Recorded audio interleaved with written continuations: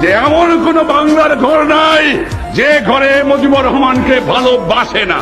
আমি প্রধানমন্ত্রিত্ব চাই না, আমরা দেশের মানুষের অধিকার চাই। প্রধানমন্ত্রী অনেক হবে, অনেক আসবে, প্রেসিডেন্ট অনেক হবে, অনেক আসবে। তোমরা সৎ পথে থেকো, মাতৃভূমিকে ভালোবাসো, আর যেখানে অন্যায় অবিচার দেখবা চরম আঘাত করবা, ন্যায়ের পক্ষে দাঁড়াবা, গুরুজনকে মেনো, সৎ পথে থেকো, শৃঙ্খলা রেখো, তাহলে জীবনে মানুষ হতে পারবা। একথা তোমাদের ভুললে চলবে না। ভাইয়েরা আমার, আপনারা যদি মনে করে থাকেন স্বাধীনতা নিয়ে এসেছেন, আপনাদের কাজ খতম হয়ে গেছে, সেটা ভুল করা হয়।